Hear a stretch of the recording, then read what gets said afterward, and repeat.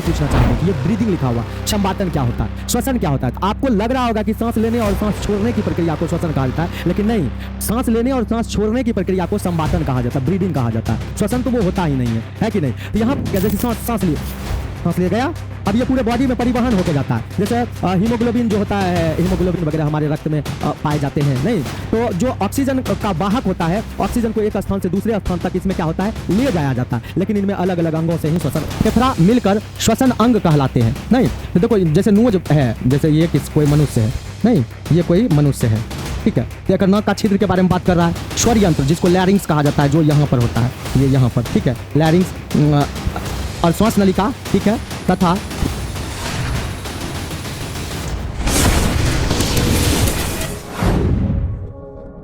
Hello dear, कैसे हैं आप? उम्मीद करते हैं बहुत अच्छे होंगे, स्वस्थ होंगे, मस्त होंगे, तंदुरुस्त होंगे। तो प्यारे बच्चों, आप लोगों के समक्ष आपके अपने दिनेश भैया हाजिर हैं फिर से बायोलॉजी का एक नया चैप्टर लेकर, जिसका नाम है श्वसन। आपको श्वसन पढ़ना, और ये आपके सिलेबस का अध्याय 2 होगा।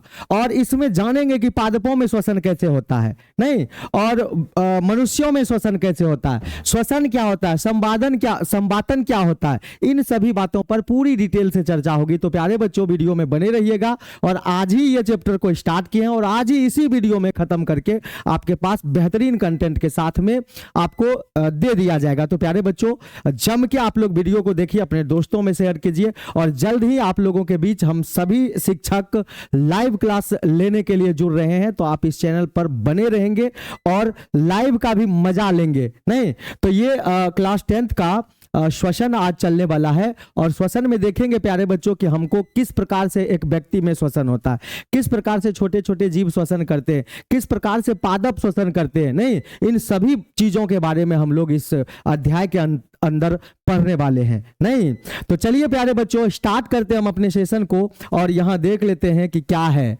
चलिए सबसे पहले देखिए, जो बात यहां पर हमने बताया था आपको कि ये देख लीजिए, ये क्या है, संवातन। सबसे पहले हम आपसे एक सवाल पूछना चाहेंगे कि ये ब्रीदिंग लिखा हुआ संवातन क्या होता है, श्वसन क्या होता है। तो आपको लग रहा होगा कि सांस लेने और सांस छोड़ने की प्रक्रिया को श्वसन कहा जाता है, लेकिन नहीं, सांस लेने और सांस छोड़ने की प्रक्रिया को संवातन कहा जाता है, ब्रीदिंग कहा जाता है। श्वसन तो वो होता ही नहीं है कि नहीं। तो यहां पर देखिए, बोलता है गैसों का विनिमय संवातन कहलाता है। यह एक भौतिक प्रक्रिया है। मतलब गैस का विनिमय का मतलब क्या होता है, तो एक बार सांस को लिए, इनहेल किए, छोड़े, इसको क्या कहा जाता है, इस चीज को कहा जाता है प्यारे बच्चों, इस चीज को कहा जाता है गैसों का विनिमय संवातन कहलाता है। अर्थात ये कैसी प्रक्रिया है, यह एक भौतिक प्रक्रिया है। नहीं मतलब सांस को अंदर खींचना और छोड़ना, ये श्वसन नहीं, संवातन कहलाता है। नहीं, अब आइए, सामान्य संवातन दर 12 से 16 बार पर मिनट। 1 मिनट में आप ऐसे 12 से 16 बार कर सकते हैं, ऐसे नहीं तो 12 से 16 बार होता है। नींद लेते समय संवातन का दर 10 पर मिनट हो जाता है। 10 बार आप नींद में 1 मिनट में सांस को ले सकते हैं और छोड़ सकते हैं, नहीं। और वहीं पर कोई हार्ड वर्क कर रहा है तो उसमें कितना हो जाता है, 25 बार। अगर कुछ आप काम कर रहे हैं तो आप 1 मिनट में 25 बार सांस ले सकते हैं और छोड़ सकते हैं। ये संवातन के बारे में जानकारी है। संवातन दर को एस्पायरोमीटर से मापा जाता है, यानी कि आपको बोला जाएगा कि जो संवातन होता है उनकी दर को किससे मापते हैं, किस उपकरण से मापते हैं, तो हम क्या बोल सकते हैं, एस्पायरोमीटर से मापा जाता है प्यारे बच्चों। आइए अब देखो श्वसन क्या होता है। देखो श्वसन ऐसी जैव रासायनिक अभिक्रिया जिसमें ग्लूकोज के ऑक्सीकरण और विघटन से CO2, H2O तथा ATP के रूप में ऊर्जा निर्माण होता है, उसी चीज को श्वसन कहा जाता है। सांस लेने और सांस छोड़ने की प्रक्रिया को संवातन कहा जाता है। लेकिन जहां पर ग्लूकोज का विखंडन होता है, ग्लूकोज टूटता है किसमें, CO2 और किसमें, H2O और ATP में, उस प्रक्रिया को श्वसन, रेस्पिरेशन कहा जाता है। यानी कि श्वसन और संवातन, सांस लेना और सांस छोड़ना, उसको श्वसन नहीं बोला जाता है, उसको संवातन बोला जाता है। लेकिन श्वसन सर किसको बोला जाता है, तो जिसमें ग्लूकोज का विखंडन होता है। और ग्लूकोज विखंडन का क्या मतलब है, ग्लूकोज का टूट जाना। किसमें टूट जाना, तो यहां पर CO2 H2O और ATP के रूप में टूट जाना। नहीं देखो यहां पर ग्लूकोज क्या कर रहा है, यहां पर तब देखो ग्लूकोज क्या कर रहा है, ग्लूकोज O2 के साथ में अभिक्रिया कर रहा है और अभिक्रिया करने के बाद CO2 H2O और ATP के रूप में ऊर्जा को क्या कर रहा है, मुक्त कर रहा है। ATP का फुल फॉर्म होता है एडिनोसिन ट्राइफॉस्फेट। ये ऊर्जा का एक रूप होता है। नहीं, जब भी कोशिका कोशिकीय श्वसन करता है तो उस कोशिकीय श्वसन में क्या होता है, ग्लूकोज का विखंडन होता है। अर्थात जब ग्लूकोज ऑक्सीजन के साथ में अभिक्रिया करता है तो ग्लूकोज 3 चीज में टूटता है। कार्बन डाइऑक्साइड जो हमारे संवातन की क्रिया द्वारा हमारे बॉडी से नाक से बाहर निकल जाता है, और H2O पसीने के रूप में हमारे बॉडी से बाहर निकल जाता है, और ATP के रूप में हमको क्या मिलता है, ऊर्जा। सर ATP का फुल फॉर्म क्या होता है, तो एडिनोसिन ट्राइफॉस्फेट इसका फुल फॉर्म होता है। श्वसन 2 प्रकार के हो सकते हैं, एक तो वायवीय श्वसन हो सकता है और एक कौन सा, अवायवीय श्वसन हो सकता है। यानी कि ऑक्सी श्वसन हो सकता है और कौन सा, अनॉक्सी श्वसन हो सकता है। तो श्वसन कितने प्रकार के होते हैं सर, तो श्वसन 2 प्रकार के होते हैं। नहीं, कौन कौन से, तो वायवीय श्वसन और अवायवीय श्वसन हो सकता है। सबसे पहले जानेंगे कि ये वायवीय श्वसन क्या होता है, ऑक्सी श्वसन। देखो ऑक्सी श्वसन ऑक्सीजन की उपस्थिति में होता है और अनॉक्सी ऑक्सीजन की अनुपस्थिति में होता है। तो हम बोलते हैं कि ऐसा श्वसन जो ऑक्सीजन की अनुपस्थिति में होता है उसे अवायवीय श्वसन कहा जाता है, मतलब अनॉक्सी श्वसन कहा जाता है। यहां पर क्या है, अवायवीय श्वसन। अवायवीय को अनॉक्सी बोलते हैं, नहीं वायवीय को ऑक्सी बोलते हैं। तो यहां पर अनॉक्सी होना चाहिए, गलत लिखा हो, यहां पर क्या होना चाहिए, अनॉक्सी श्वसन, अनॉक्सी श्वसन। तो अवायवीय श्वसन किसे कहा जाता है, तो वैसा श्वसन जो ऑक्सीजन की अनुपस्थिति में हो उसे अवायवीय श्वसन कहा जाता है। मतलब जहां पर ऑक्सीजन नहीं पाया जाता हो, ऑक्सीजन की अनुपस्थिति में अगर ग्लूकोज टूट रहा है तब उसे क्या कहा जाता है, अवायवीय श्वसन। नहीं, अवायवीय श्वसन में कम मात्रा में ऊर्जा उत्पन्न होता है क्योंकि यहां ग्लूकोज का पूरा विखंडन नहीं हो पाता। अगर ग्लूकोज टूटेगा और पूरी तरह से टूटे, मान लो इतना ग्लूकोज आपके पास में पूरा टूट जाएगा तो पूरा ऊर्जा मिलेगा। लेकिन यहां पर अनॉक्सी श्वसन में ऑक्सीजन का अभाव होता है जिसके कारण पूरा विखंडन नहीं हो पाता है, जिसके कारण ग्लूकोज पूरा नहीं टूटता, और ग्लूकोज पूरा नहीं टूटता है तो कम मात्रा में हमको क्या मिलता है, ऊर्जा मिलता है। अवायवीय श्वसन में ग्लूकोज का आंशिक रूप से विखंडन होता है। इस श्वसन में ग्लूकोज बहुत कम मात्रा में टूटता है, अर्थात ग्लूकोज 3-3 कार्बन परमाणु के यौगिक में टूट जाता है। नहीं, तो देखो 2 पायरुवेट बना लेता है, ग्लूकोज जब टूटता है तो 2 पायरुवेट बना लेता है और यहां पर ATP के रूप में थोड़ी मात्रा में हमको ऊर्जा दे देता है। तो ग्लूकोज से पायरुवेट बनने की प्रक्रिया कहां पर होता है, कोशिका द्रव में संपन्न होता है। आपसे यहां पर VVI लाइन है, यहां पर VVI लाइन है, ऑब्जेक्टिव के पॉइंट ऑफ व्यू से देखा जाए तो यहां पर क्या बोलेगा कि ग्लूकोज से पायरुवेट बनने की प्रक्रिया कहां पर संपन्न होता है, तो हम बोलेंगे कि कोशिका द्रव में यह प्रक्रिया क्या होती है, संपन्न होती है। नहीं, अब आगे, जब पायरुवेट ऑक्सीजन की अनुपस्थिति में विखंडित होता है तो ये पायरुवेट इथेनॉल एवं CO2 में परिवर्तित हो जाता है। तो ये किस में, पायरुवेट इथेनॉल एवं CO2 में क्या होते हैं, परिवर्तित हो जाते हैं।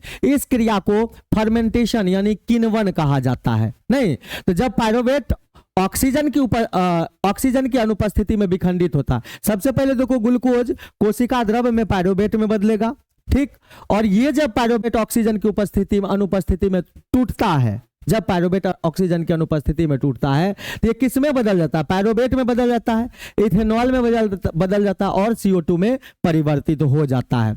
यह प्रक्रिया कहां पर पॉसिबल होता है, तो यह प्रक्रिया ईस्ट में होता है। जैसे प्यारे बच्चों यहां पर कोशिका है, कोशिका का ये क्या है, केंद्रक है, ठीक है। तो जो आपका ग्लूकोज रहता है C6H12O6, इसका जो विखंडन होता है ऑक्सीजन की अनुपस्थिति में, जो पायरुवेट बनाता है, पायरुवेट बनाता है, ये कहां पर बनाता है, तो कोशिका द्रव में बनाता है, केंद्रक में नहीं, कोशिका द्रव में बनाता है। लेकिन जब इस पायरुवेट को ऑक्सीजन मिल जाता है तब ये किस में टूटता है, इथेनॉल और CO2 में क्या हो जाता है, परिवर्तित हो जाता है, और इस प्रक्रिया को किण्वन कहा जाता है। किण्वन विधि द्वारा ये होता है। और ये कहां पर होता है, तो ये प्रक्रिया ईस्ट के शरीर के अंदर ऐसा होता है। उसके बाद शराब किण्वन प्रक्रिया से बनाया जाता है। जो शराब वगैरह होता है, बियर वगैरह होता है, वो किण्वन की ही प्रक्रिया से बनाया बनाया जाता है। ऑक्सीजन की अनुपस्थिति में पायरोवेट जो होता है, जो पायरोवेट जो यहाँ पर पायरोवेट बना था, मांसपेशी से अभिक्रिया करके क्या बना देता है, लैक्टिक अम्ल बना देता है, नहीं, और जिससे हमें दर्द या थकान महसूस होता है। तो आपको अगर कोई पूछे प्यारे बच्चों कि दर्द या थकान आपको क्यों महसूस होता है, तो हम सीधा सा यही लाइन का जवाब देंगे कि ऑक्सीजन की अनुपस्थिति में अर्थात अवायवीय श्वसन जब हो रहा होता है तब उसमें जो होता है पायरोवेट मांसपेशी के साथ ही क्या करना स्टार्ट कर देता है, अभिक्रिया स्टार्ट करना कर देता है। और इस अभिक्रिया के फलस्वरूप क्या बनता है, लैक्टिक अम्ल, यानी कि पायरोवेट प्लस मांसपेशी ये दोनों अभिक्रिया करता है तो क्या बनता है, लैक्टिक एसिड। और इसी लैक्टिक अम्ल के कारण क्या होता है, हमें थकान महसूस होता है, जिससे हमें दर्द या थकान महसूस होता है। तो आप कहीं पर दौड़ के आते हैं, चल के आते हैं, उस समय आपके बॉडी में ऑक्सीजन का लेवल यदि कम है तो पायरोवेट क्या करता है कि मांसपेशी से जाकर अभिक्रिया करता है, इसी के कारण आपको दर्द वगैरह अनुभूति होता है कि हमको दर्द हो रहा है, बहुत दूर से आ रहा है, क्योंकि आप दौड़ते हैं चलते हैं तो उस समय बॉडी को ऑक्सीजन की मात्रा बहुत अधिक चाहिए और उस समय ऑक्सीजन की मात्रा नहीं होता है तो जो आपका पायरोवेट है वो किस में बदल जाता है, लैक्टिक अम्ल में बदल जाता है। और लैक्टिक अम्ल जैसे ही आपके बॉडी में जमाव हो जाता है उसका, तो दर्द और थकान आपको महसूस होना स्टार्ट हो जाता है। इसी कारण से ज्यादा चलने या दौड़ने के कारण हमारी मांसपेशियों में ऐंठन, दर्द, थकान या तकलीफ होती है। तो ज्यादा चलते हैं दौड़ते हैं तो समझिए कि लैक्टिक अम्ल बनेगा, क्योंकि कोशिका द्रव में पायरोवेट बन के तैयार है और ऑक्सीजन की जैसे ही कम मात्रा आई तो पायरोवेट किस में बदल जाता है, लैक्टिक अम्ल में अभिक्रिया कर लेता है मांसपेशी के साथ में, तो लैक्टिक अम्ल में बदल देता है तो हमारे शरीर में थकान, दर्द, ऐंठन ये सारा चीज क्या होना स्टार्ट हो जाता है। नहीं, अब आगे बढ़ के देख लेते हैं वायवीय श्वसन के बारे में। कौन सा श्वसन, वायवीय श्वसन। ये सर वायवीय श्वसन के बारे में हम जानते हैं। एक तो अवायवीय पढ़ लिए, अब कौन से श्वसन के बारे में हम लोग जानेंगे, वायवीय श्वसन। वैसा श्वसन जो ऑक्सीजन की उपस्थिति में होता है उसे वायवीय श्वसन कहा जाता है। मतलब ये श्वसन अब ऑक्सीजन की उपस्थिति में होगी तब इसको क्या कहेंगे, वायवीय श्वसन कहेंगे। इस श्वसन में ग्लूकोज का पूर्ण विखंडन या ऑक्सीकरण हो जाता है, जिससे अधिक मात्रा में क्या मिलता है, एनर्जी। इतना को ग्लूकोज था, पूरा ग्लूकोज टूट गया तो पूरा एनर्जी आपको मिलेगा। वायवीय श्वसन माइटोकॉन्ड्रिया में संपन्न होता है। जैसे ये कोशिका है, कोशिका का केंद्रक है तो कहीं पर एक माइटोकॉन्ड्रिया संरचना है, उसी में ये होता है। लेकिन अवायवीय श्वसन कोशिका द्रव्य में होता है और कोशिका द्रव्य में होता है कौन सा, अवायवीय श्वसन। लेकिन जो वायवीय श्वसन होता है कहां पर होता है, माइटोकॉन्ड्रिया में। और इस माइटोकॉन्ड्रिया में वायवीय श्वसन के फलस्वरूप ग्लूकोज का पूर्ण रूप से विखंडन हो जाता है और जैसे ग्लूकोज का पूर्ण रूप से अगर विखंडन हो गया तो हमें अधिक मात्रा में ऊर्जा मिलेगा। सिंपल सा कहानी है। इस दौरान बना पायरोवेट पूर्ण पाचन के लिए माइटोकॉन्ड्रिया में चला जाता है। नहीं तो जो पायरोवेट यहां पर बनता है, जैसे मान लो कि ग्लूकोज की टूटने की प्रक्रिया स्टार्ट हुआ, नहीं तो ग्लूकोज टूटा तो पायरोवेट बना और पायरोवेट कहां पर पूरा टूटने के लिए माइटोकॉन्ड्रिया में प्रवेश कर जाता है और वहां पायरोवेट पूर्ण रूप से क्या होता है, टूट जाता है। माइटोकॉन्ड्रिया में ऑक्सीजन की उपस्थिति में पायरोवेट CO2 तो बनाता ही है जो हमारे नाक के द्वारा निकल जाता है, साथ ही साथ जल भी बनाता है, पसीने के द्वारा निकल जाता है, बदलकर ऊर्जा का क्या करता है, निर्माण करता है। H2O में बदलकर किसका निर्माण कर देता है, ऊर्जा का निर्माण कर देता है। यानी कि बोल रहा है कि माइटोकॉन्ड्रिया में ऑक्सीजन की उपस्थिति में पायरोवेट CO2 तथा H2O में बदल जाता है। नहीं यानी CO2 का निर्माण कर देगा, H2O का निर्माण कर देगा और साथ ही साथ हमको क्या करेगा, ऊर्जा भी दे देगा और पूर्ण रूप से ऊर्जा देगा। जैसे यहां पर ग्लूकोज है, ग्लूकोज सबसे पहला बार यदि टूटेगा तो पायरोवेट में बदलेगा और ये टूटने की प्रोसेस कहां पर स्टार्ट होती है प्यारे बच्चों, कोशिका द्रव्य में। नहीं तो जो अपना कोशिका है, इस कोशिका का ये केंद्रक है, तो यहां पर अगर C6H12O6 है कोशिका द्रव्य में, अगर ये है तो ये किस में टूटेगा, ये किस में बदल जाएगा, पायरुवेट में बदल जाएगा। और ये तो कहां पर हो रहा है, कोशिका द्रव्य में, केंद्रक में हो रहा है क्या, नहीं। अब पायरोवेट दो तरीके से क्या करता है, रिएक्ट करता है। एक तो अवायवीय श्वसन कर सकता है और दूसरा कौन सा श्वसन कर सकता है, वायवीय श्वसन कर सकता है।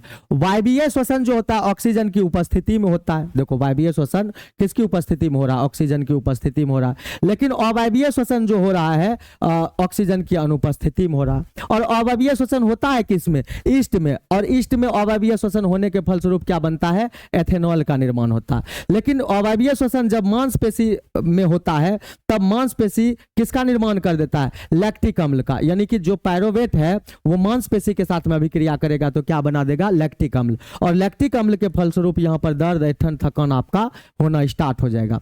दूसरी ओर देखते हैं तो जो वायवीय श्वसन होता है कहाँ पर संपन्न होता है, ऑक्सीजन की उपस्थिति में, माइटोकॉन्ड्रिया में। और पायरोवेट का यहाँ पर पूर्ण विखंडन हो जाता है और पायरोवेट किस में बदल जाता है, CO2 H2O और ऊर्जा का क्या करता है, निर्माण करता है। उम्मीद करते हैं कि ये चार्ट आपको समझ में आया, जितना लाइन पीछे पढ़ा है उस सारा का सार यहाँ पर लिखा हुआ है। अब देखो फिर से एक बार इस स्लाइड को हम बताना चाहेंगे आपको। सबसे पहले आपको समझना पड़ेगा कि जो आपका ग्लूकोज होता है वो टूटता है, किस लिए टूटता है, तो ऊर्जा प्रदान करने के लिए। तो टूटेगा तो सबसे पहले कोशिका द्रव में टूटता है। ग्लूकोज का विखंडन पहला स्टेप में कहां पर होता है, कोशिका द्रव में होता है। और कोशिका द्रव में ग्लूकोज किस में, पायरोवेट में बदल जाता है। अब ये पायरोवेट दो स्थिति में टूटता है, एक तो जब ऑक्सीजन हो, नहीं यहां पर जब ऑक्सीजन हो और जब ऑक्सीजन नहीं हो, इसीलिए इसको लिखे ऑक्सीजन की अनुपस्थिति में। और जब ऑक्सीजन होता है तो ऑक्सीजन की उपस्थिति में।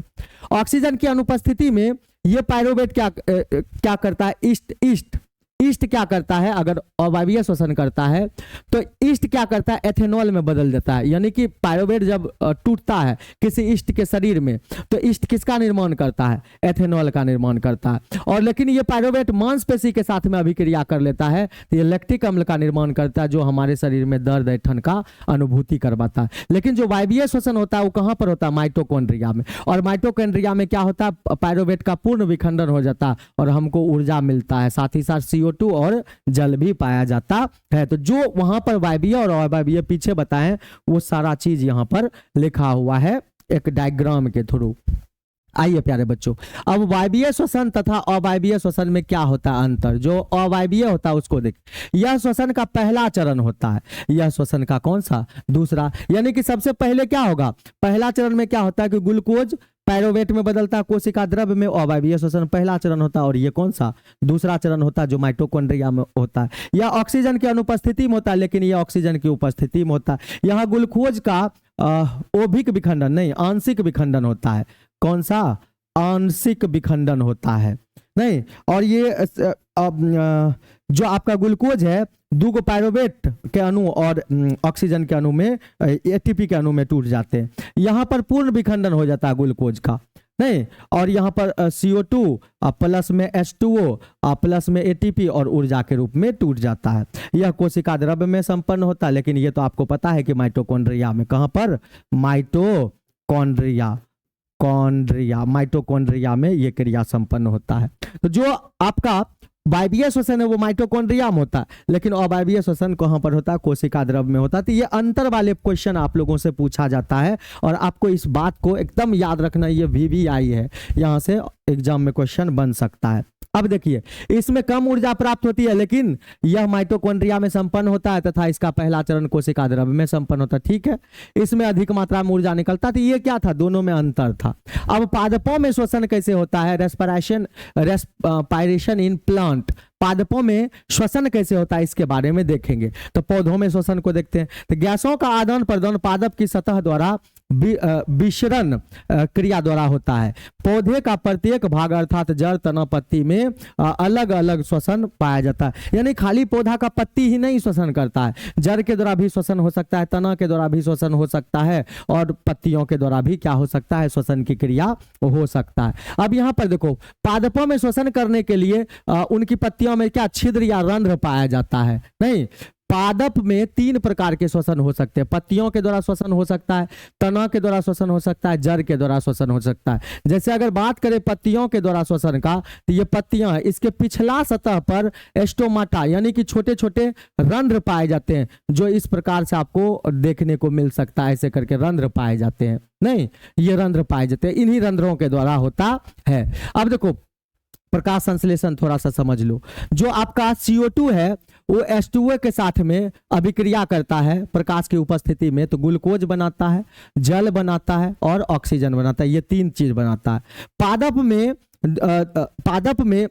दिन में क्या करता है, CO2 ग्रहण करता है, पादप दिन के समय में क्या करता है, CO2 ग्रहण करता है तथा पृथ्वी से जल का खनिज लवण, जल से क्या, जल व खनिज लवण लेकर सूर्य के प्रकाश की उपस्थिति में प्रकाश संश्लेषण की क्रिया क्या करता है तथा CO2 को ऑक्सीजन में क्या कर देता है, बदल देता है। तो दिन में अगर होता है प्रकाश संश्लेषण की क्रिया, तो ये वायुमंडल से क्या करता है, CO2 को ले लेता है प्रकाश की उपस्थिति में, और मिट्टी से क्या लेता है, खनिज लवण ले लेता है प्रकाश की उपस्थिति में। CO2 को ये किस में बदल देता है, प्रकाश संश्लेषण की क्रिया में ऑक्सीजन को बदल देता है। पादप CO2 का ग्रहण पत्तियों में उपस्थित रंध्र के द्वारा करता है। अगर पौधा CO2 ग्रहण कर रहा है अपने अंदर, तो पत्ती में जो रंध्र, जो छिद्र पाए जाते हैं, उसी छिद्र से ये CO2 को अपने अंदर लेता। पादप दिन तथा रात दोनों में श्वसन की क्रिया कर सकती है, रात में भी इसमें श्वसन की क्रिया हो सकता है। नहीं, यदि दिन में पादप श्वसन करता है तो पादप द्वारा छोड़े गए CO2 प्रकाश संश्लेषण की क्रिया में भाग लेकर ऑक्सीजन में परिवर्तित हो जाती है। परंतु पादप रात में जब प्रकाश संश्लेषण की क्रिया करते हैं तो CO2 ऑक्सीजन में नहीं बदलता है, इसलिए पादप रात में भी सिर्फ कार्बन डाइऑक्साइड गैस ही छोड़ता है। इसलिए हम लोग को बोला जाता है कि रात में आपको किसी पेड़ पौधे के नीचे नहीं सोना चाहिए, क्योंकि रात में जो होता है कार्बन डाइऑक्साइड ऑक्सीजन में नहीं बदल पाता है। दिन में नहीं बदल देता है, लेकिन रात में ये नहीं बदल पाता है। नहीं, पादप में श्वसन विसरण विधि द्वारा होता है, इसको याद रखना आपको। पादप के पत्तियों में रंध्र पाया जाता है, जिसके द्वारा पादप में गैसों का क्या होता है, आदान प्रदान। अब दूसरा जो पढ़ने जा रहे हैं, तना के द्वारा श्वसन को हम लोग पढ़ने जा रहे हैं। अब देखो क्या होता है, पुराने वृक्ष के कड़ी त्वचा पर वात रंध्र पाया जाता है। वात रंध्र यानी कि तना में छिद्र नहीं बोलते, स्टोमाटा नहीं बोलते, उसको क्या बोलते हैं, वात रंध्र। तो जो पुराना है, एकदम बहुत मोटा ताजा पुराना गाछ है, ऐसे ऐसे ऐसे ऐसे करके है, तो इसमें क्या पाया जाता है, छोटे छोटे छिद्र पाए जाते हैं, जिसको वात रंध्र कहा जाता है, पाया जाता है, जिसके द्वारा गैसों का क्या होता है, आदान प्रदान होता है। तो जो हमारा पेड़ पौधा होता है, उनमें तना के द्वारा स्वतंत्र श्वसन होता है, तो क्या बोला जाता है कि वो छिलका नहीं रहता है, छिलका के बीच बीच में जो गैपिंग रहता है, वो समझो कि वो छिद्र है, नहीं वो छिद्र है। तो साकीय पादप जिसका तना मुलायम तथा हरा हो, उसमें स्टोमाटा पाया जाता है, जिसके द्वारा इनमें गैसों का आदान प्रदान होता है। लेकिन जो साकीय पादप होता है, लत्ती उत्ती वाला, जिसका कोमल तना रहता है, उसमें रंध्रों के द्वारा होता है। लेकिन इसमें किस में होता है, वात रंध्रों के द्वारा होता है, तना के द्वारा अगर श्वसन होता है तो। अब देखो यहाँ पर समझने के लिए आपको कुछ बता देते हैं। यदि पादप का पत्ता, फूल, टहनी काट दिया जाता है तो सिर्फ तना तथा जड़ ही बचता है, फिर भी तना से पनका छोड़ देता है, इसका मतलब तना में भी श्वसन होता है। आखिर हम कैसे समझेंगे कि तना में श्वसन होता है? तो पूरा अगर मान लो कि धरती में लगा हुआ है, नहीं पेड़ लगा हुआ, जड़ उसका नीचे है और पेड़ लगा हुआ, कभी कभी क्या होता है कि हम किसी पादप पर चढ़ के पादप को क्या करते हैं, पूरा एकदम पत्ता सहित काट देते हैं, लेकिन फिर भी कुछ दिन के बाद में उसमें पनका आ जाता है। पनका का मतलब उसमें पत्ती लगना स्टार्ट हो जाता है। ऐसा क्यों होता है? जब तक उस श्वसन की क्रिया नहीं करेगा तब तक ग्लूकोज टूटेगा नहीं, पादप को ऊर्जा मिलेगा नहीं, पादप को भोजन नहीं मिलेगा, तो धीरे धीरे मर जाएगा। लेकिन ऐसा क्यों नहीं होता? क्योंकि तना के द्वारा भी क्या हो सकते हैं, श्वसन हो सकते हैं। और जो कोमल तना रहता है उनमें रंध्रों के द्वारा होता है, और जो पुराने तना होते हैं उसमें वात रंध्रों के द्वारा क्या होता है, श्वसन की क्रिया होता है। पादपों के जड़ में मूल रोम पाया जाता है, नहीं, और मूल रोम मिट्टी में फंसे ऑक्सीजन को अवशोषित करके ग्रहण करके श्वसन की क्रिया करता है। तो अगर जड़ द्वारा तना की बात किया, जड़ द्वारा श्वसन की बात किया जाए, तो जो ये पादप होते हैं, इस पादप में यहाँ पर क्या पाए जाते हैं, मूल रोम पाए जाते हैं। और जो मिट्टी के कण वगैरह होते हैं उसमें ऑक्सीजन फंसा रहता है, तो यही मूल रोम क्या करता है, उसको खींच लेता है अपनी तरफ। और मूल रोम जैसे ही इसको खींचता है, इसको ऑक्सीजन मिलना स्टार्ट हो जाता है प्यारे बच्चों। और ऑक्सीजन मिलना स्टार्ट हो जाएगा जैसे पादप को, तो पादप क्या होगा, जिंदा रहेगा। नहीं, तो पुराने वृक्ष में मूल रोम नहीं पाया जाता। जो पुराना वृक्ष होता है उसमें मूल रोम नहीं पाया जाता है। इनके जड़ों में तने जैसी कड़ी त्वचा पाई जाती है, और इस कड़ी त्वचा में वात रंध्र होता है। तो जो पुरानका तना होगा, तो जड़ होगा, तो उनका जड़ क्या होगा, मोटा मोटा होगा, तो उसमें वात रंध्र नहीं पाया जाता, उसमें क्या होता है, छिद्र नहीं पाया जाता, बल्कि उसमें क्या पाया जाता है, वात रंध्र पाया जाता है, और जिसके द्वारा क्या करता है, पुराना वृक्ष श्वसन की क्रिया करता है। इसी कारण से पौधे के जड़ों में लंबे समय तक पानी रहने के कारण पौधा सूख जाता है। नहीं, तो पौधे में अगर लंबे समय तक पानी रहेगा, तो मान लो कि मिट्टी से सारा ऑक्सीजन बाहर निकल जाएगा। अरे मान लो कि कोई तुम्हारे पास में वो क्या है, मिट्टी का टुकड़ा है, तो मिट्टी के टुकड़ा में छिद्र तो होगा ना, उसमें वायु फसल रहता है, उसी वायु को अवशोषित करता है ये टेर पादप। लेकिन अगर पानी लगा देंगे तो मट्टी जाएगा गल, अब उसके बीच में गैपिंग नहीं है, हवा नहीं है, तो सांस नहीं मिल रहा है, पौधा जाता है सूख। नहीं, ये विसरण विधि द्वारा वायु को अवशोषित करता है। ये किस विधि द्वारा? विसरण विधि द्वारा वायु को क्या करता है? अवशोषित करता है। पौधे तथा जंतुओं की श्वसन क्रिया में क्या अंतर होता है? ये अंतर वाले प्रश्न 10th के एग्जाम में बहुत बार पूछे गए हैं। नहीं, पादपों में श्वसन, उधर जंतु में।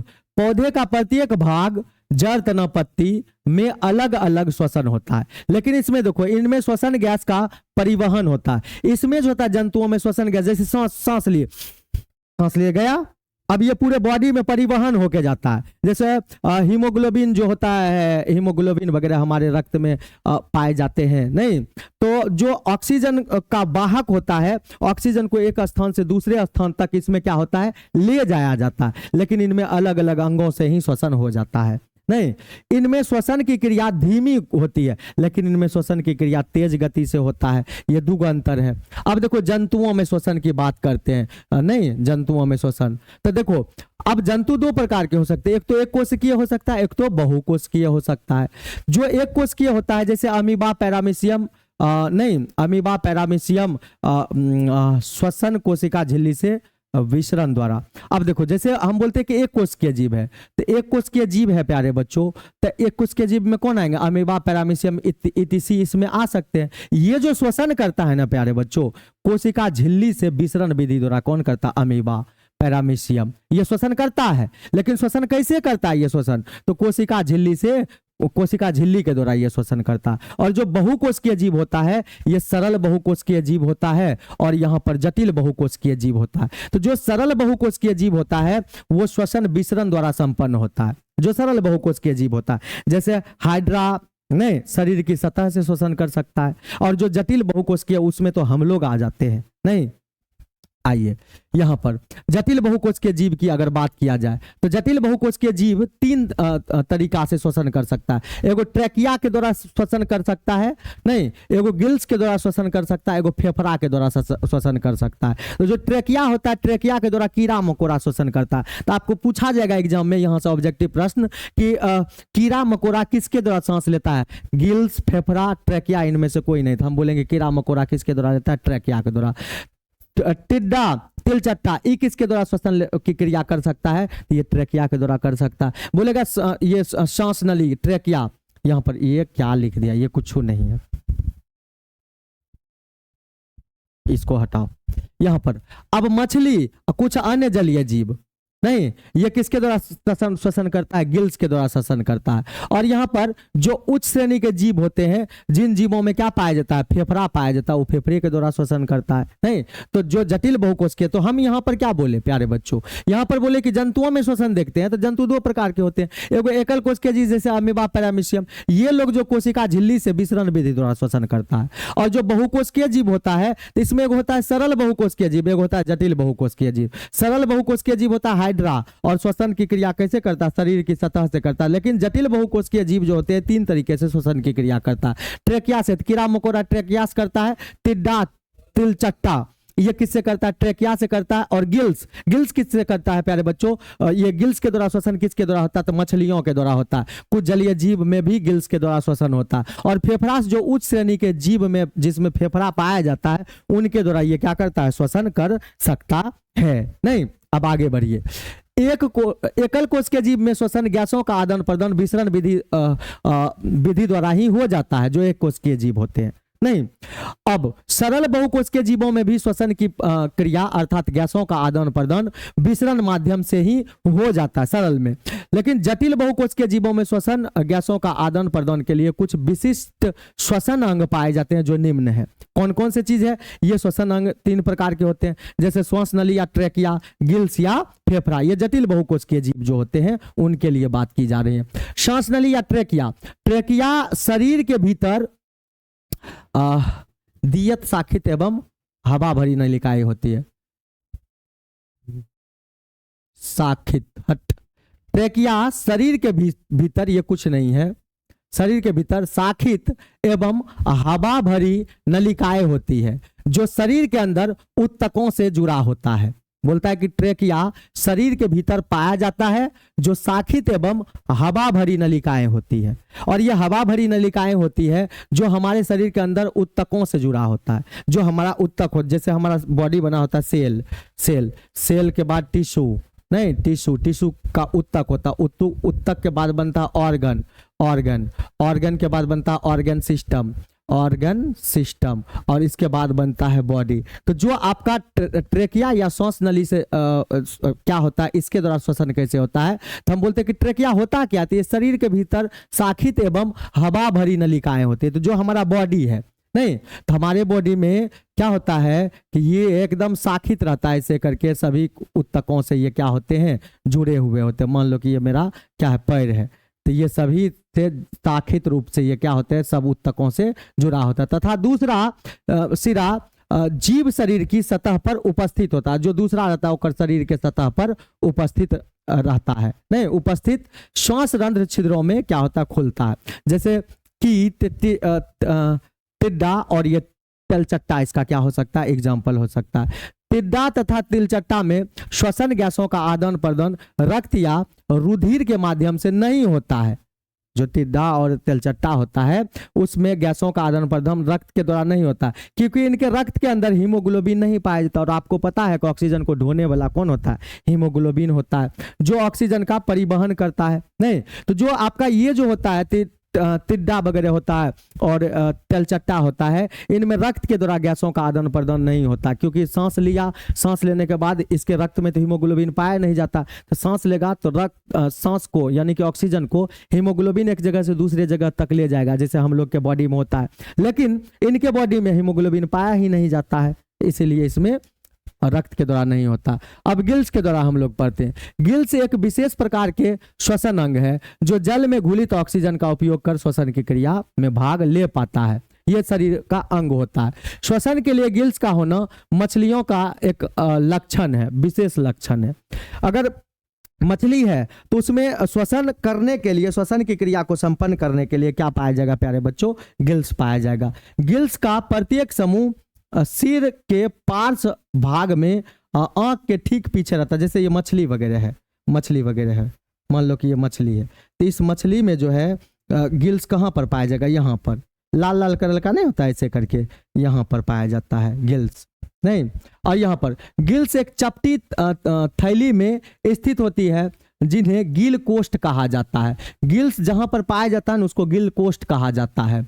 गिल्स कोष्ठ एक ओर आहार नाल की ग्रासनी में खुलता है तथा दूसरी ओर शरीर से बाहर, जैसे कनखूर होता है ना मछली का, उसको खोलोगे तो शरीर से बाहर और दूसरा ओर आहार नली में खुलता है। प्रत्येक गिल कोष्ठ में कई गिल पट्टिकाएं होती है। ऐसा वाला जो रहता है लाल कलर का आप लोग देखेंगे, ये कई गिल पट्टिकाएं हो सकती है। जब मछलियां मुख में पानी लेता है तो ये गिल्स से होकर निकल जाता है। मुंह में पानी लिया तो गिल्स से होकर के निकल गया, परंतु गिल्स में उपस्थित रक्त वाहिनियां जो होती है, नहीं रक्त वाहिनियों का रक्त जल में घुलनशील ऑक्सीजन को क्या करता है, अंदर लेकर CO2 को बाहर छोड़ देता है। अब देखो मछली सांस कैसे लेता है, मछली गया अंदर में, मछली जैसे ही अंदर में गया पानी के अंदर में, तो मछली अपने मुख में पानी भरा तो गिल से होकर के बगल से निकला। लेकिन वहां पर रक्त कोशिकाएं मौजूद रहती है जो ऑक्सीजन को पकड़ लेता है, लेकिन उधर से जो CO2 ला के रखता है उसको छोड़ देता है बाहर ही। यह क्रिया विसरण विधि द्वारा होता है, जैसे झींगा, सीप, मछली इत्यादि में यह प्रक्रिया हो सकता है। फेफड़ा या उच्च वर्गीय, तीसरा नंबर था फेफड़ा, या उच्च वर्गीय जीवों में पाया जाने वाला एक श्वसन अंग है, जैसे हम लोग हैं, नहीं। फेफड़ा के द्वारा वायवीय श्वसन होता है। वर्ग एम्फीबिया जैसे मेढक फेफड़ा के अतिरिक्त त्वचा तथा मुख ग्रसनी से भी क्या कर सकता है, श्वसन कर सकता है। तो मेढक का श्वसन अंग कहाँ से होता है, तो हम बोल सकते हैं मेढक फेफड़ा से भी ले सकता है, इसके अतिरिक्त किससे, त्वचा से भी ले सकता है, और मुख ग्रसनी से भी ये श्वसन की क्रिया कर सकता है। जो रेप्टाइलिया होता है, जो रेंगने वाला, जैसे सर्प होता है, लिजार्ड होता है, कछुआ होता है, मगरमच्छ होता है, तथा उच्च श्रेणी के वर्टिब्रेटा जैसे एविज पक्षी वर्ग हो गया, तथा मेमेलियाई मनुष्य हो गया, में सिर्फ फेफड़ों से ही क्या होते हैं, श्वसन होते हैं। तो इन सबों में खाली फेफड़ा से ही क्या हो सकता है, श्वसन हो सकता है। लेकिन एम्फीबिया जो होता है उनमें देखो त्वचा से भी, फेफड़ा से भी, मुख ग्रसनी से भी क्या हो सकते हैं, श्वसन की क्रिया संपन्न हो सकते हैं। आगे, मनुष्य में नासिक छिद्र जिसको नॉस्ट्रिल कहा जाता है, स्वर यंत्र या लैरिंग्स जिसको कहा जाता है, श्वास नली या ट्रेकिया तथा फेफड़ा मिलकर श्वसन अंग कहलाते हैं। नहीं तो देखो, जैसे नोज है, जैसे ये कोई मनुष्य है, नहीं ये कोई मनुष्य है, ठीक है, तो एक नाक का छिद्र के बारे में बात कर रहा है। स्वर यंत्र जिसको लैरिंग्स कहा जाता है, जो यहाँ पर होता है, ये यहाँ पर, ठीक है, लैरिंग्स, और श्वास नलिका, ठीक है, तथा फेफड़ा इससे कनेक्ट रहता है इसे, ये सब मिल करके क्या कहलाते हैं, श्वसन अंग कहलाते हैं। यहाँ से लेकर के फेफड़ा तक जो जुड़ा हुआ भाग होता है उसको क्या कहा जाता है प्यारे बच्चों, उसको कहा जाता है आपका क्या, श्वसन अंग कहा जाता है। मनुष्य का सबसे बड़ा प्रमुख श्वसन अंग कौन सा होता है, फेफड़ा होता है। तो मनुष्य का सबसे बड़ा प्रमुख अंग किसके बारे में हम बात करेंगे, फेफड़ा के बारे में। अब एक होता है लसिका गुहा, नोजल कैविटी, यह नली जैसी संरचना होती है जो दो भागों में क्या होता है, बटा रहता है। इसके अंदर बला तथा इसके अंदर बाल तथा म्यूकस पाए जाते हैं जो धूल कण एवं क्या कीटाणुओं को अंदर जाने से रोकता है। जैसे नसिका गुहा का मतलब नाक वाला गुहा, इसके अंदर बाल पाए जाते हैं और चिपचिपा टाइप का पदार्थ जिसको हम लोग क्या बोलते हैं, म्यूकस पाए जाते हैं। ये क्या करता है, बाल, नाक का बाल नहीं काटना चाहिए, ये जो होता है धूल कण को अंदर प्रवेश करने से, कीटाणु को अंदर प्रवेश करने से रोकता है। फेरिंग्स क्या होता है, जिस स्थान पर नाक गुहा होना चाहिए, जिस स्थान पर नाक गुहा तथा मुख गुहा मिलते हैं उसे क्या कहा जाता है, फेरिंग्स कहा जाता है। नहीं, जिस स्थान पर नाक गुहा तथा मुख गुहा मिलते हैं उसे फेरिंग्स कहा जाता है। नाक का गुहा और मुंह का गुहा दोनों जिस जगह पर मिलता है उसी को क्या कहा जाता है, फेरिंग्स। मान लो कि ये नाक का छिद्र है और ये क्या है, मुंह का, यहाँ पर क्या बन गया, छिद्र बन गया, तो जहां पर मिलेगा उसको फेरिंग्स कहेंगे। लैरिंग्स क्या होता है, यह श्वसन नली ग्रास नली से इपीग्लोटिस द्वारा अलग होता है।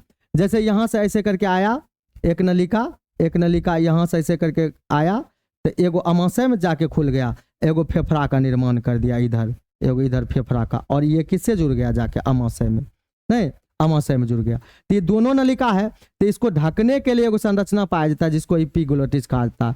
खाना जाता है तो इसको बंद कर देता है, और खाना नहीं जाता है, सांस लेते हैं तो इसको बंद करके रखता है, ये होता है। नहीं, अब आगे श्वास नली क्या होता है, यह लंबा नली जैसी संरचना होती है, सांस नली, और जिस पर उपस्थित क्या अर्धवलय पाया जाता है, नहीं, जिस पर उपस्थित अर्धवलय पाया जाता है जो वायु फेफड़े तक पहुंचाता है। तो सांस नली क्या करता है, वायु को लेता है और ये कहां तक पहुंचा देता है प्यारे बच्चों, हमारे फेफड़ा तक ये पहुंचाने का काम करता है। अब श्वसन नली की लंबाई आपसे कभी कभी पूछ दी जाती है एग्जाम में, तो ये 11 सेंटीमीटर होता है, याद रखिएगा। अब ब्रोंकस क्या होता है, श्वास नली दो भागों में बंटकर ब्रोंकस का निर्माण करता है जो फेफड़ा के अंदर क्या होता है, चला जाता है। नहीं, ब्रोंकस फेफड़े में प्रवेश कर तुरंत श्वास नलिकाओं या ब्रोंकियोल्स में विभाजित हो जाता है। नहीं, तो इसमें क्या होता है कि देखो ये फेफड़ा के अंदर प्रवेश किया, ऐसे ऐसे ये नलिका होता है, फिर ये छोटे छोटे नलिका में ऐसे करके मुड़ जाता है, ऐसे करके, इसी चीज के बारे में बात करें। फिर वायु कोश क्या होता है, यहाँ पर थोड़ा सा फूला फूला संरचना रहता है, ऐसे करके फूला फूला क्या रहता है, संरचना रहता है, ऐसे करके फूला फूला संरचना, ठीक है।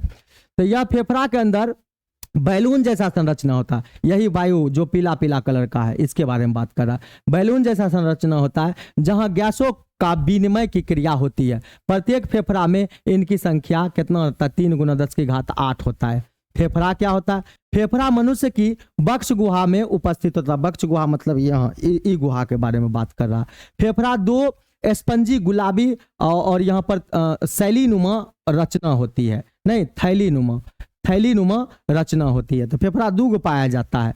हमारे शरीर में 2 फेफड़े पाया जाता है तथा यह फेफड़ा जिस गुहा में पाया जाता है उस गुहा को प्लूरल गुहा कहा जाता है। तो फेफड़ा जिस गुहा में पाया जाता है उस गुहा को प्यारे बच्चों क्या कहा जाता है, प्लूरल गुहा कहा जाता है। हमारे फेफड़ा के ऊपर प्लूरल मेम्ब्रेन का पतला आवरण होता है जिसे पैराइटल प्लूरा कहा जाता है। नहीं, फेफड़ा और प्लूरा के बीच म्यूकस जैसा चिकना तरल पदार्थ पाया जाता है जो फेफड़े के फैलने और फिर वास्तविक रूप में लौटने वाले घर्षण को क्या करता है, कम करता है। नहीं, अब यहाँ पर हमारा बायां फेफड़ा थोड़ा धंसा हुआ होता है, जो बाएं हिस्से का फेफड़ा है वो थोड़ा धंसा हुआ होता है, जिस स्थान को पेरिकार्डियल गुहा कहा जाता है। प्लूरल गुहा तथा पेरिकार्डियल गुहा को मिलकर थोरेंसिक गुहा का क्या होता है, निर्माण होता है। तो ये सब छोटी मोटी बातें हैं, इसको भी थोड़ा मोड़ा आपको देख करके रखना चाहिए। अब यहाँ पर श्वसन क्रिया, श्वसन दो क्रियाओं का सम्मिलित रूप होता है। श्वसन कितने, दो क्रियाओं का सम्मिलित रूप होता है। एगो कहा जाता है इंस्पायरेशन और दूसरा को कहा जाता है एक्सपायरेशन। जो प्रश्वास होता है, इंस्पायरेशन जिसको कहा जाता है, ये क्या होता है, यह वह प्रक्रिया होता है जो ऑक्सीजन फेफड़ा के दीवार में स्थित रक्त कोशिकाओं के साथ मिलता है, या फेफड़ा के दीवार में स्थित रक्त कोशिकाओं के रक्त के साथ ऑक्सीजन का मिलना क्या कहलाता है, इंस्पायरेशन कहलाता है। जैसे फेफड़ा है ये, और फेफड़ा के अंदर में क्या पाया गया है, रक्त कोशिका पाया गया। अगर इसमें जाकर ऑक्सीजन लिए और इसमें जाकर ऑक्सीजन मिल गया, तब उसको क्या कहा जाता है, इंस्पायरेशन कहा जाता है।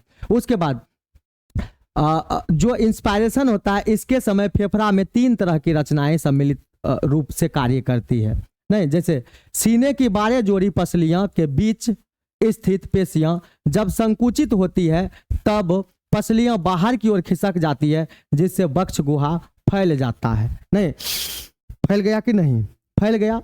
अब पसलियों में गति के साथ डायफ्राम की पेशियां, यहां पर पाया जाता है डायफ्राम, यहां पर इस जगह पर डायफ्राम की पेशियों में संकुचन होता है, थोड़ा सिकुड़ जाता है, जिससे डायफ्राम कुछ नीचे दबकर चपटा हो जाता है। इससे वक्ष गुहा का आयतन क्या होता है, बढ़ जाता है। नहीं, अब यहाँ पर उदर गुहा की पेशियों के संकुचन से भी वक्ष गुहा में क्या होता है, फैलाव होता है। तो यही तीनों प्रक्रिया था। वक्ष गुहा के फैलने से इसका आयतन क्या हो जाता है, बढ़ जाता है, और फेफड़ा के अंदर वायु का दबाव कम जाता है, जिससे इसे नहर से हवा हवा फेफड़े में अंदर, जिससे होना चाहिए, जिससे हवा फेफड़े में अंदर की ओर चली जाती है। नहीं, अब यहाँ पर उच्छ्वास क्या होता है, उच्छ्वास वह प्रक्रिया है जिसके अंतर्गत शरीर में रक्त के साथ आए कार्बन डाइऑक्साइड फेफड़ा में बची हुई हवा के साथ मिलकर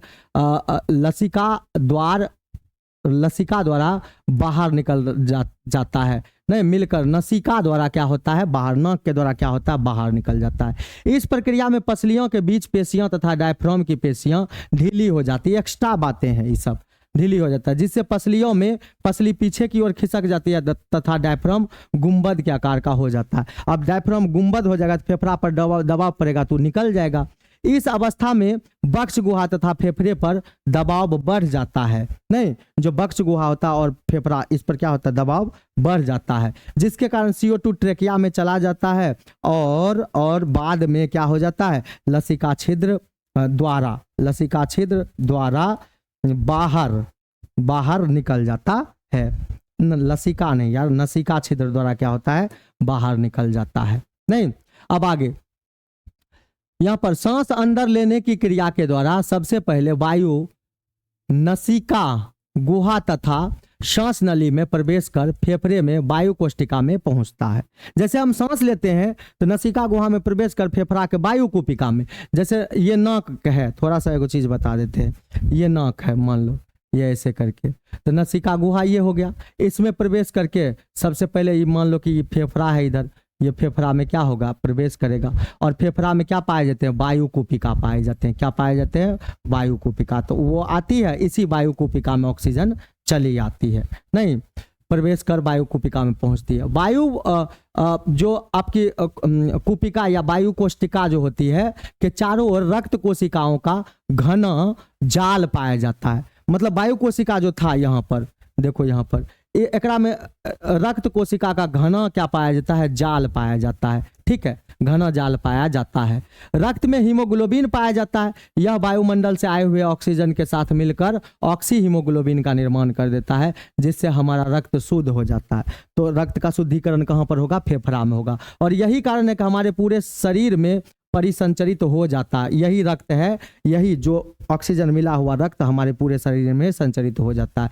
जैसे ही ऑक्सीजन युक्त रक्त कोशिकाओं के पास पहुंचता है तो वहां कोशिकीय श्वसन होता है, जिसके फलस्वरूप CO2 गैस का निर्माण हो जाता है CO2 गैस का निर्माण हो जाता है। नहीं, और क्या होता है, यह CO2 गैस पुनः रक्त के साथ मिलकर फेफड़े तक आता है और अंत में क्या होता है, उच्छ्वास क्रिया के द्वारा CO2 नसिका गुहा द्वारा क्या हो जाता है, बाहर निकल जाता है। नहीं, ये समझाया गया है कि हम सांस लिए, सांस गया कहाँ पर, फेफड़ा में वायु कुपिका उपस्थित था, वायु कुपिका के पास में रक्त की कोशिकाएं पाई जाती है और रक्त की कोशिकाएं में हीमोग्लोबिन पाया जाता है। हीमोग्लोबिन मिल जाता है जब ऑक्सीजन के साथ में, ये रक्त के साथ में जब हमारा ऑक्सीजन मिल जाता है तो रक्त शुद्ध हो जाता है और पूरे बॉडी में चल जाता है। फिर बाद में क्या होता है कि कोशिकीय श्वसन होता है, CO2 का निर्माण होता है और CO2 फेफड़ा में आके रुकल रहता है और फेफड़ा से क्या होता है, वो बाहर निकल जाता है। नहीं, जब CO2 हीमोग्लोबिन के साथ संयोजन करता है, कार्बोक्सी हीमोग्लोबिन का क्या होता है, निर्माण करता है। जब CO2 हीमोग्लोबिन के साथ अभिक्रिया करता है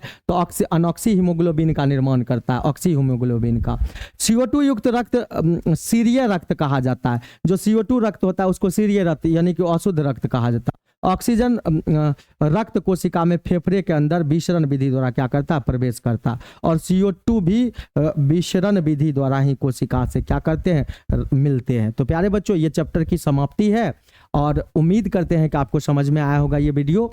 अगर वीडियो पसंद आया हो तो आप योद्धा एकेडमी के 10th वाले चैनल पर विजिट करते रहेंगे। नहीं, और हम आपके लिए नए नए चैप्टर लाएंगे। प्यारे बच्चों, जैसा कि आपको पता है कि ये चैप्टर जो होता है, ये 10th का, ये लगभग 10 दिन इसका क्लास चलना है। अगर आपको बहुत डिटेल में जा के फिगर के साथ में समझना है तो ये 10 दिन का क्लास लगेगा।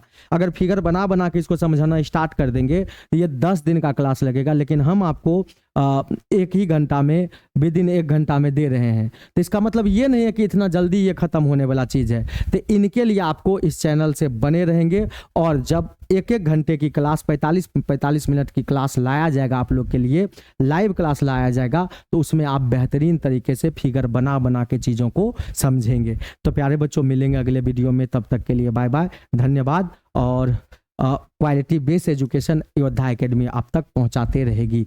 जय हिंद, जय भारत। आप लोग पढ़ते रहिए, स्वस्थ रहिए और मस्त रहिए।